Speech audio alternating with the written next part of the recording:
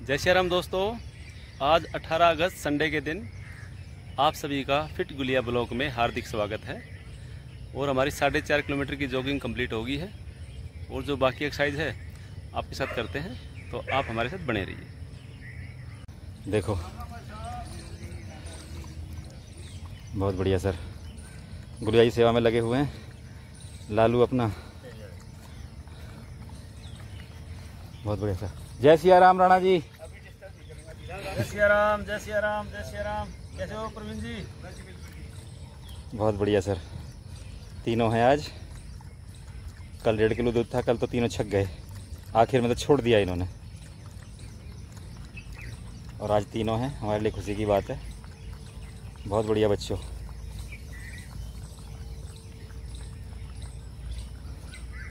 देखिए साफ सफाई का भी ध्यान रखते हैं।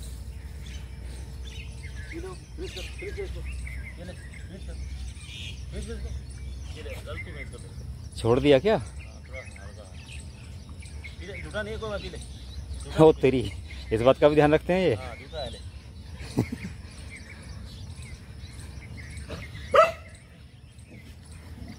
इसे वहीं की चिंता है, वो कहाँ से आ गए। प्रिय मित्रों, 4.5 किलोमीटर की जॉगिंग के बाद ये हमारी जंपिंग जैक्स कार्डियो की जो हमारी 6 एक्सरसाइज होती है उनमें से एक 30-30 रिपीटेशन की हम 3 सेट लेते हैं। इससे हमारा जो फैट है वो कम होगा, वेट कम होगा और जो शरीर है आपका लचीला बनेगा। ये दूसरी एक्सरसाइज है हाई नीज। इससे आपका जो लोअर पेट का फैट है वो कम होगा। लेग की एक्सरसाइज होगी। ये है तीसरी एक्सरसाइज क्लैप अंडर लेग्स। इससे हमारे साइड वाला जो फैट है वो कम होता है। 30-30 रिपीटेशन के 3 सेट लेने होते हैं। हमारी जो भुजाएं हैं उनकी एक्सरसाइज होती है, लेग की एक्सरसाइज होती है। तो आप भी 30-30 रिपीटेशन से शुरू करें। बाकी जितनी आपकी क्षमताएं हैं उसके अनुसार इसकी शुरुआत करें। बहुत बढ़िया सर। और ये कार्डियो में सर की टर्न, ये पहली एक्सरसाइज है। 30-30 के 3 सेट लेंगे सर।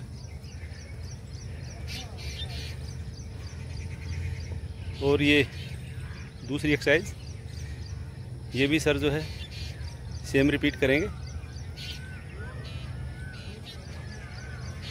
और दोस्तों ये है तीसरी एक्सरसाइज। प्रिय मित्रों, कार्डियो सेशन हमारा समाप्त हो चुका है और ये है मसल ट्रेनिंग। मसल ट्रेनिंग की जो हमारी 4 महत्वपूर्ण एक्सरसाइज होती हैं उनमें से पहली है ये सपाटे। 30-30 रिपीटेशन के 3 सेट लेते हैं। और जैसा कि आप जानते हो, इससे हमारे चेस्ट को सही आकार मिलता है, भुजाओं का व्यायाम होता है, लेग का व्यायाम होता है। हमारी जो स्टेमिना है, आंतरिक शक्ति जिसे बोलते हैं, उसमें बढ़ोतरी होती है। तो आप इसे अपने वर्कआउट में अवश्य शामिल करें। जितनी भी क्षमता हो, हम 30-30 रिपीटेशन के 3 सेट लेते हैं। जितनी भी आपकी क्षमता है उसके अनुसार आप इसे अवश्य शामिल करें। बहुत बढ़िया सर, बहुत बढ़िया। सबसे बड़ी बात यही है कि हमारी जो आंतरिक शक्ति है वो इसमें काम भी आती है और उसमें बढ़ोतरी भी होती है। दोनों काम साथ साथ होते हैं। जितनी आंतरिक शक्ति होगी उतने ही सपाटे ले पाओगे और उसका धीरे धीरे विकास भी होगा। दोनों चीज़ें एक साथ चलती हैं। और मसल ट्रेनिंग की ये सेकंड एक्सरसाइज डिप्स, ये जो है वही सेम रिपीट करेंगे सर। प्रिय मित्रों, मसल ट्रेनिंग की तीसरी एक्सरसाइज देसी दंड। 30-30 रिपीटेशन के 3 सेट लेते हैं। इसके भी शुरुआत होती है वज्रासन से।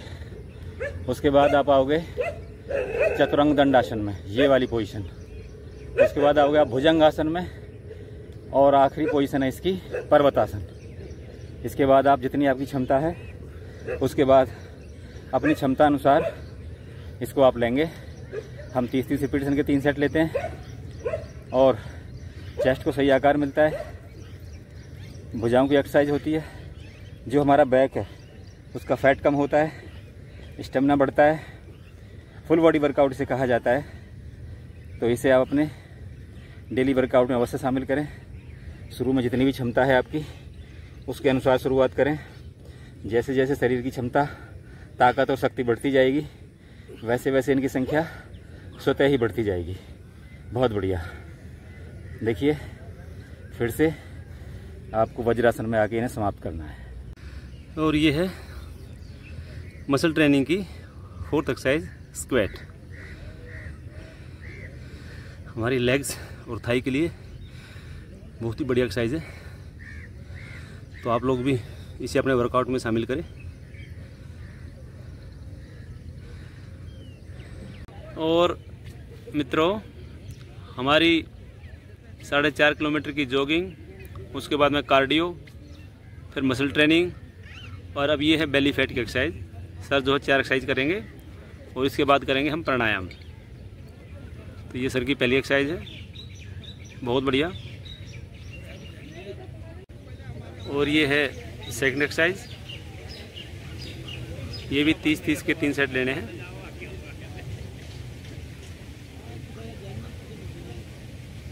और ये है थर्ड एक्सरसाइज, ये भी काफ़ी अच्छी एक्सरसाइज है।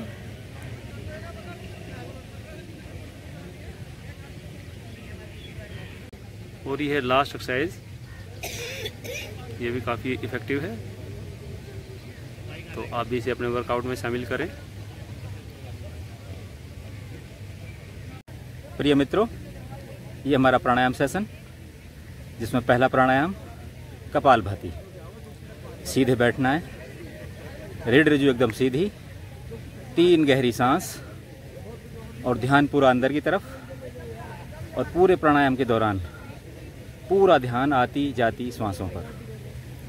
100 रिपीटेशन के हम 3 सेट लेते हैं। इससे मन शांत रहता है और जितने भी हमारे आंतरिक अंग हैं सभी शक्तिशाली होते हैं, मजबूत बनते हैं। बहुत बढ़िया से।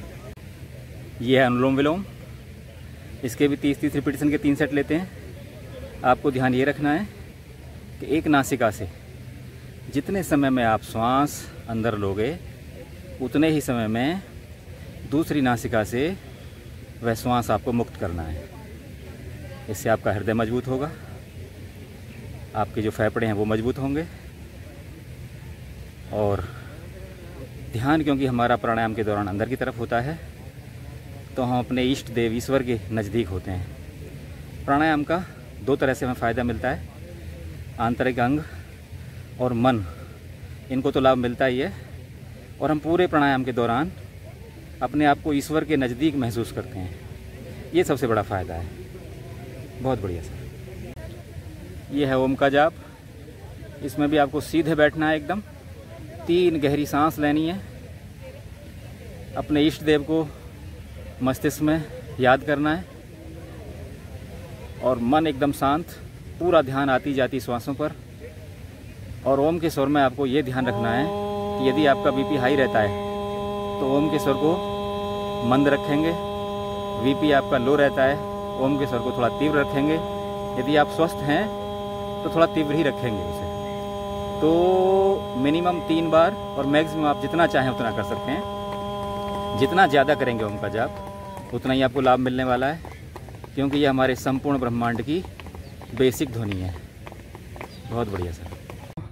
हमारे बीच में हमारे परम मित्र हैं प्रवीण राणा जी और उनकी परम पूज्य पत्नी अर्चना राणा जी। आज हम सबका परिचय संस्कृत में करवाएंगी और हमें भी अवसर मिलेगा संस्कृत बोलने का, क्योंकि ये दिव्य भाषा है, देवताओं की भाषा है। तो अब मैं जो कैमरा दे रहा हूँ प्रवीण राणा जी को, क्योंकि मैडम जो है अपना भी परिचय संस्कृत में कराएंगी और हमें भी थोड़ी संस्कृत सिखाएंगी। सुप्रभातम। सुप्रभातम। आम सुप्रभातम। संस्कृत सप्ताह प्रचलति। आम मम नाम अर्चना। अहम परिचयं कुर्मः। मम नाम अर्चना। भवतः नाम किम्? मम नाम रंजीत सिंह। आम उत्तमः। मम नाम अर्चना। भवतः नाम किम्? मम नाम विनोद गुलिया। आम अहम एका अध्यापिका अस्मि। भवान्? अध्यापक। आम भवान्?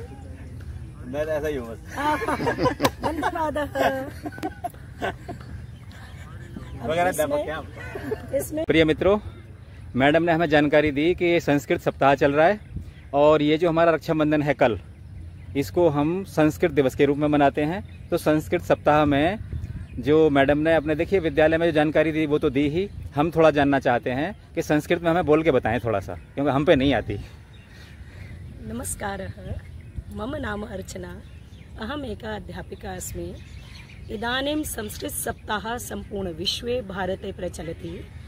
यस्मिन् दिने रक्षाबंधन पर्व भवति तस्मिन् दिने एव संस्कृतदिवसः अपि मन्यते। संस्कृतभाषा देवभाषा वेदभाषा अस्ति। एषा भाषा पुरातनी अस्ति, परं वैज्ञानिकी भाषा अपि अस्ति। अतः एषा भाषा पुनः स्वस्थानं पुनः प्रापयेत् इति भावनया सम्पूर्णविश्वे संस्कृतसप्ताहः प्रचलति। अहं स्वविद्यालये नैकक्रियाकलापः कारयामि। अत्र जनाः आगच्छन्ति, एते योगं कुर्वन्ति, अतः सर्वे जनाः योगं कुर्वन्तु इति मम आशा अस्ति। अहं आशा करोमि यत् सर्वे जनाः योगं कुर्वन्तु। धन्यवादः। बहुत बढ़िया मैडम, बहुत अच्छा लगा हमें संस्कृत सुन के, और गर्व होता है कि हमारे देश में अभी भी संस्कृत बची हुई है।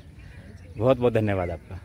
जय सिया राम मित्रों, आज का हमारा वर्कआउट समाप्त हो चुका है और आज है 18 अगस्त 2024। देखिए, आज जो मैं आपको घटना बताने जा रहा हूँ वह सत्य घटनाओं पर आधारित है और उसका संबंध है दिल्ली के एक नामी ग्रामी प्राइवेट स्कूल से। प्राइमरी की एक अध्यापिका जो दूसरी कक्षा को पढ़ाती थी, उन्होंने एक दिन अपने बच्चों से कहा कि आप बच्चों निबंध लिखिए कि आप जीवन में क्या बनना चाहते हैं। 41 बच्चे थे, उन्होंने अपने अपने विचार व्यक्त किए और मैडम ने सारी जो नोटबुकें वो इकट्ठी की और अपने घर ले गई। घर जाकर जब वो नोटबुक चेक कर रही थी, उनके पति बराबर में बैठे हुए थे जो मोबाइल देख रहे थे। उनका एक बच्चा था छोटा, वो भी बराबर में खेल रहा था। अचानक एक कॉपी पे मैडम की नज़र रुक गई और नज़र ही नहीं रुकी, उनकी आंखें भी नम हो गईं। उन्होंने पति की तरफ देखा, पति अभी भी मोबाइल ही चला रहे थे। फिर वो रोने लगी।